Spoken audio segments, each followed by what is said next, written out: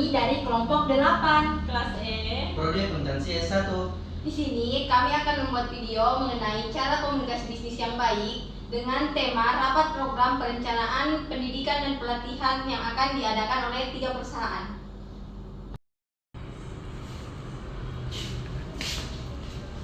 Silahkan masuk.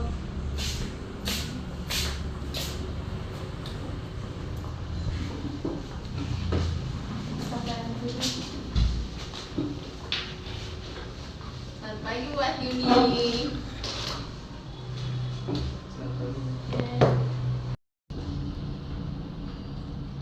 Baik, terima kasih telah meluangkan waktunya untuk hadir dalam rapat ini. Saya sangat senang melihat kehadiran perwakilan dari berbagai bidang yang tentu saja memiliki perspektif yang berharga dalam merencanakan program pendidikan dan pelatihan yang akan kita luncurkan bersama ini. Nah, tujuan kita dalam melakukan rapat ini yaitu untuk mengembangkan program yang dapat memberdayakan generasi muda dengan keterampilan yang relevan untuk masa depan. Sebelum kita masuk ke pembahasan inti, ada baiknya kita saling berkenalan terlebih dahulu. Jadi, perkenalkan, saya Wahyuni selaku manajer hubungan masyarakat dalam perencanaan program ini. Sekarang mungkin kita akan mendengarkan perkenalan dari masing-masing perwakilan. Jadi, saya persilakan dari masing-masing untuk berkenalan diri. Baik, terima kasih atas kesempatannya. Perkenalkan, saya Aulia sebagai perwakilan dari perusahaan pendidikan yang diutus untuk mengikuti rapat kali ini. Saat ini perusahaan kami berfokus pada pengembangan kurikulum yang inovatif dengan metode pembelajaran yang efektif untuk memastikan para peserta program ini bisa mendapatkan pengalaman belajar yang maksimal. Perkenalkan, nama saya Ahmad Dhani, perwakilan dari perusahaan teknologi. Kami percaya bahwa kemampuan digital sangat penting di era modern saat ini. Fokus kami adalah untuk meningkatkan kemampuan digital anak-anak dan remaja agar mereka dapat menghadapi tantangan di dunia kerja. Baik, saya Nurmenti Syarani dari perusahaan energi terbarukan.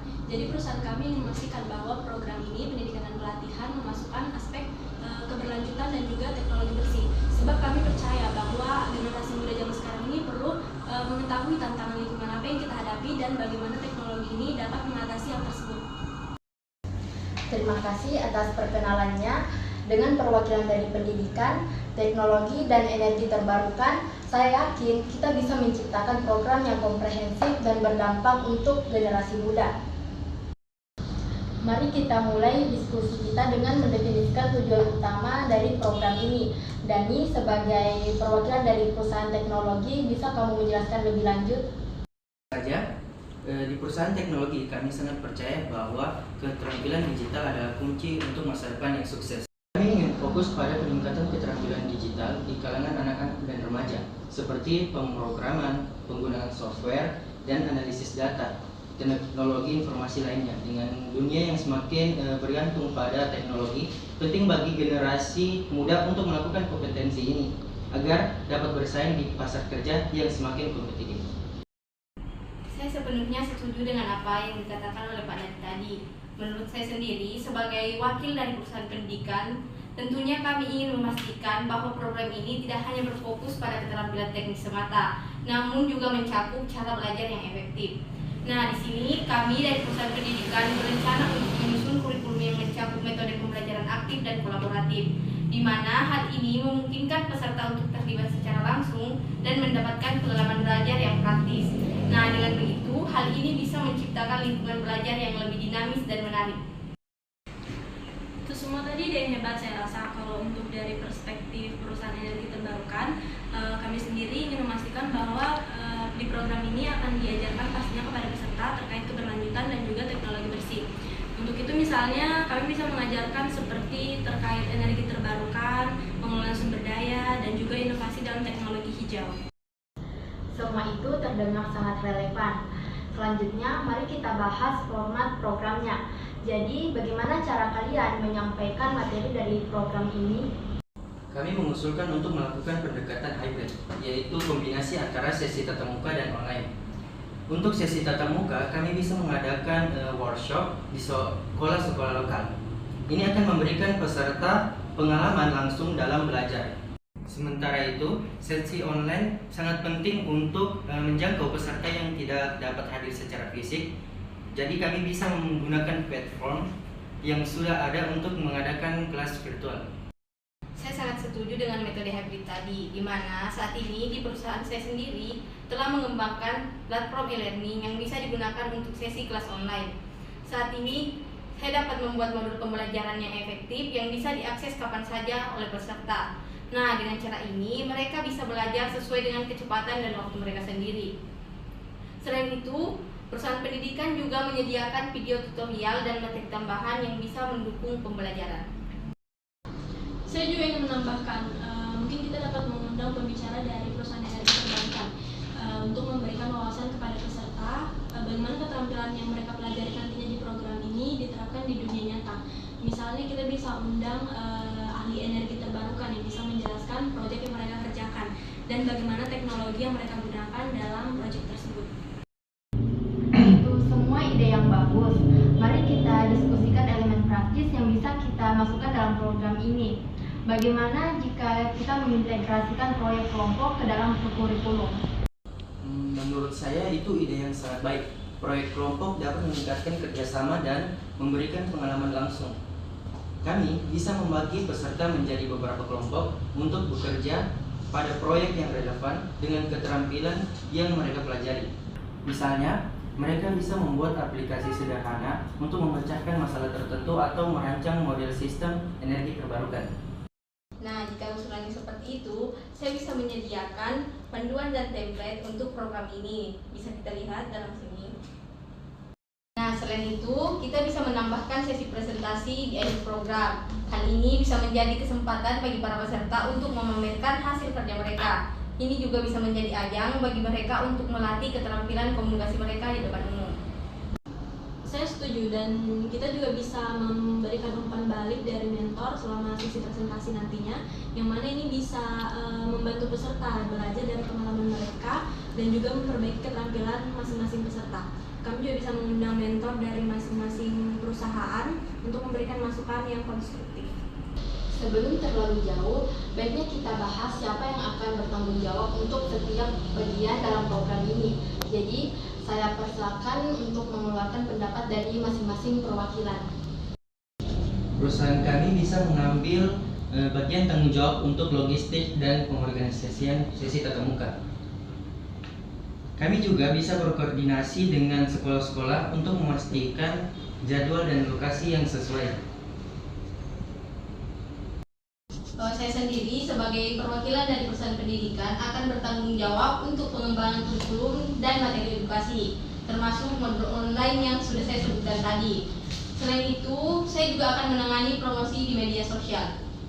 Untuk dari perusahaan energi terbarukan, kami akan fokus pada pengembangan materi tentang keberlanjutan dan teknologi bersih.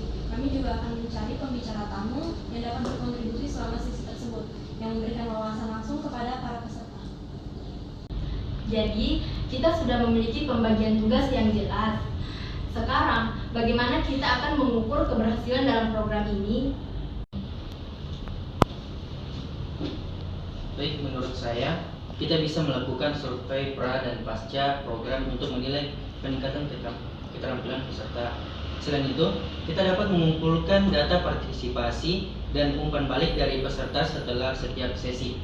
Ini akan memberikan gambaran yang jelas tentang efektivitas program ini. Saya sangat setuju dengan survei yang disarankan oleh Pak Dani tadi.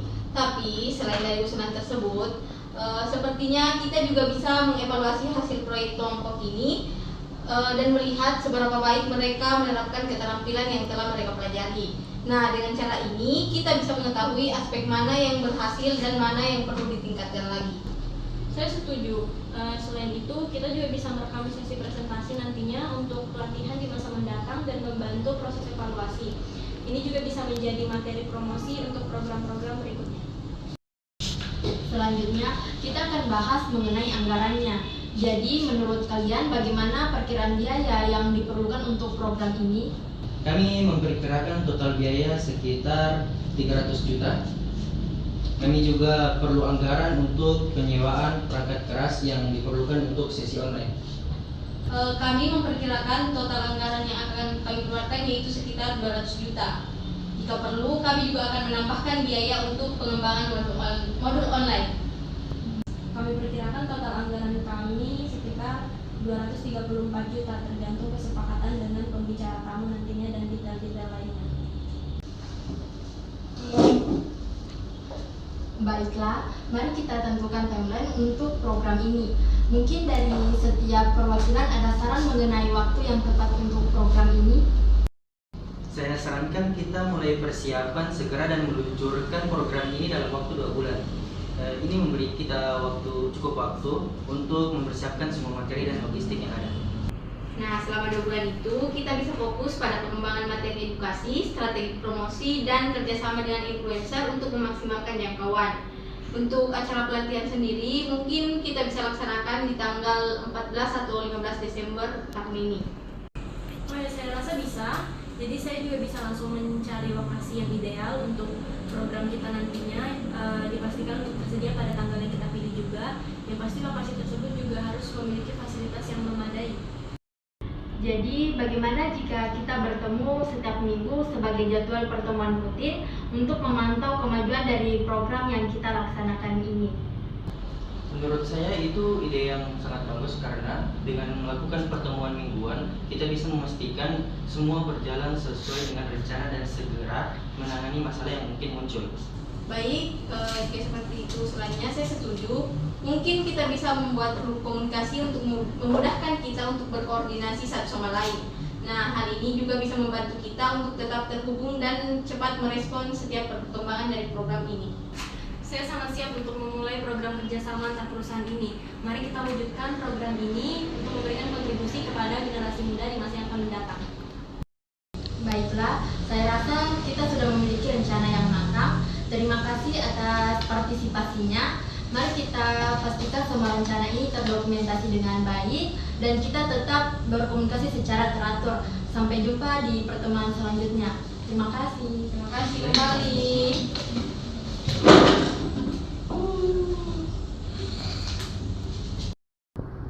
Sekian video dari kami. Terima kasih telah menyaksikan. Bye-bye.